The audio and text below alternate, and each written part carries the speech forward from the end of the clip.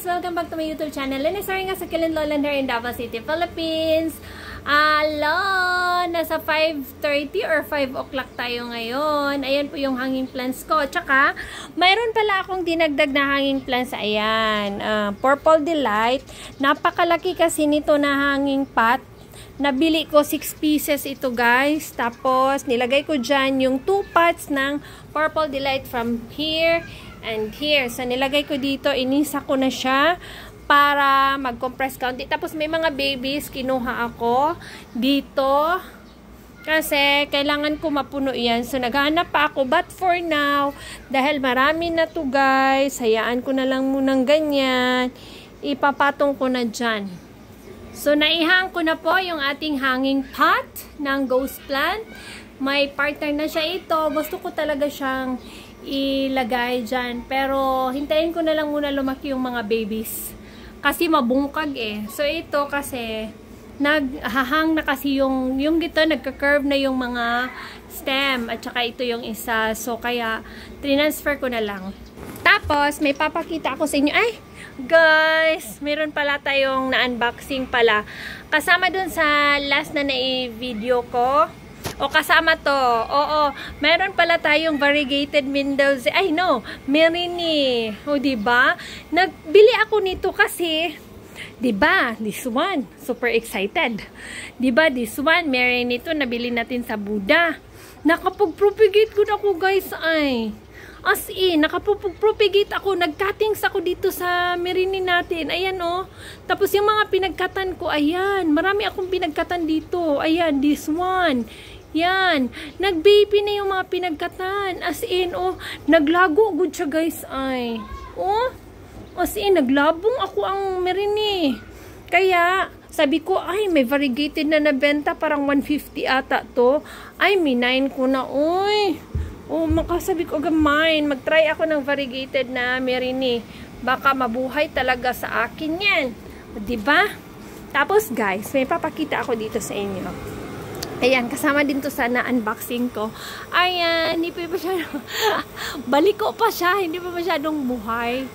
Parang ano tayo ngayon? Paggabi na kasi. Ayan, cheesecake. Oo, sa hanging pot. 6 yan sila. No, ito old na to. Pero yung natamnan ko sa nabili ko na ganito, ano pa lang sila? 4. Pang-apat yung Purple Delight. So ito, ayan, cheesecake. Tapos, ayan. Ingay kaayo ako ang mga anak. Tanawra ko ng isa, oh. As in. Tapos, ayan guys, yung aking Mendoza. Tingnan nyo ha. Ay, tay. Ayan, tingnan nyo, oh, kalaki ng pot, as in.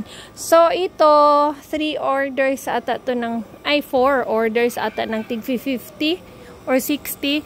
Tapos, ayan, kita nyo na? Ayan. As in, sa isang pot ko lang, gusto ko maglaylay. Ayan.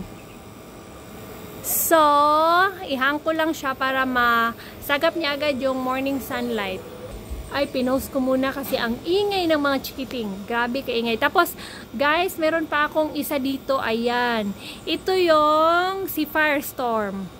Sa mukha po sa langaw. Uy. Langaw ba makalagot? Ayan.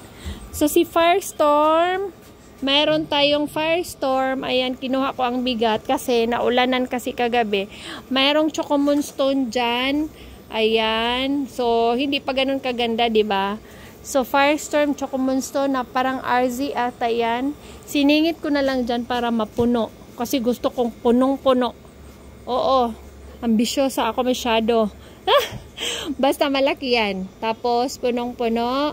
So, hayaan ko na lang muna siya. Siya na ang mag-adjust dyan. Basta naitanim na yan siya. Nadiligan na, nabasa na, naulanan na agay. Ginamit ko pala yung pang-wielding, guys. Ayan. Sa lahat. Ayan, pang-wielding. Kasamok ba ninyo? Tapos, ayan, tapos nilagay ko dito yung ating ghost plant. Si ghost plant, transfer ko dito para mayroon siyang mga classmate na magaganda. Para mag-thrive silang maganda kasi maganda na si ghost plant. Ayan, yung ghost plant. Halag, gwapa dyan atong ghost plant ay. Oh, kagwapa sa atong ghost plant ay. Ayan yung mga hanging pots ko guys. Diba? Ang ganda-ganda ng ghost plant. Mag-enjoy muna kayo. Tapos, so pag pag nakapag-adjust ay bongga. Ganda din yan, si Firestorm. Tapos ito, pag nakapag-adjust, bonggang-bongga din. Tapos ito, pag naglaylay ito, ewan ko paano nila binalot. Nag-wonder talaga ako kasi parang binalot ng hindi man lang naawa. Ito din, so hindi pa talaga yun sa ano niya, sa katawan. Yung sa stem niya. Hayaan ko muna siya. Kasi pag nakapag-adjust yan, tatayo, this one tatayo, tsaka magsilabasan yan. Hinayan ko na, para ko nang pinatong, ano lang ako sa roots, parang naggawa lang ako ng counting hole. Tapos, ayan. Yan ko muna sila. So, ayan guys, paggabi na po. Ito, alam nyo, yung binigay ko sa mama ko, na mga ganito stinky. Story time tayo. Marami siyang binigyan ko siya. Ala, ang galing niya magtanim guys. Ang taba-taba ng mga stinky niya. Yung akin, na-worry ako kasi meron ng fungus. Kunin ko to. Uy, yan Ang ginawa pala niya, diniligan niya ng bigas. So ayan, maggaya na naman ako. Diligan ko ito ng ng bigas. Yung hinugasan ng bigas. Yun ang ginawa daw niya. So, kay stinky lang daw. Pag naghugas siya ng bigas, yun ang dinilig niya. So, ayan. Ay, meron naman ako. Mataba. Ayan, si stinky. Yung mga pinakita ko. Ito yung mother plant namin. Ng lahat ng stinky na mayroon kami. Ng lahat ng nakikita nyo at saka yung naibigay ko. Ito yung mother plant. Hindi siya talagang dumarami ng dumarami. Kasi, nung marami siyang nagfo-fall dito, natanggal-tanggal. Tinanim ko na lang. Yung iba talaga sinadya ko lang na mag-cut para mas lalo siyang dumami. Tapos, this one, nakalimutan ko yung pangalan niya. Ayan. Hindi siya masyadong makolor sa video. Pero, ang kulay niya sa personal. Isang one pot lang ako meron ito. Kalimutan ko yung name. So, yun lang muna guys for now. Ito, mga succulents ko. Ayan, ghost plant. Parang paulit-ulit na ako dito na side. Every time. Tapos yung iba ko palang leaf propagation na basa, nagmasa-masa. Nayaan ko na. Alam nyo, ito pala. Ito, si Burritos. Ayan. Klaro pa ba? Gabi na kasi Paggabi na. Ayan. Tingnan nyo yung mga leaf propagation ko ng Burritos. O diba, buhay na buhay yung leaf propa. Uy, kalami sa Burritos. Uy, lami jud kaayo. Ay, ang cute ng leaf propa. Medyo malaki na po yung leaf propagation. Tapos, isa to sa mga kinuhaan ko ng heads. Nung kinuhaan ko ng heads, tingnan nyo yung stem.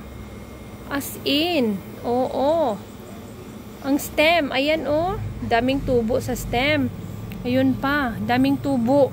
Nung kinuhaan ko siya ng head. Yung head nito, tinanim ko na doon. Doon yung malaki nating pot ng Burritos. Tapos ito, talagang lumalaki to. Si Crested Moonstone ang pagkakaalam ko dito Inalagaan ko talaga siya kasi mag-isa lang. Isa lang pot. Basta niya kung anak ko hasang banha abuyag. Sunghugan kay kuya. So, ayan guys, hanggang dito na lang muna yung update ko. So, thank you so much for watching. See you in my next vlog. Pag mayroon akong i-feature na naman. Charot-charot talaga ako ba? Bye-bye guys!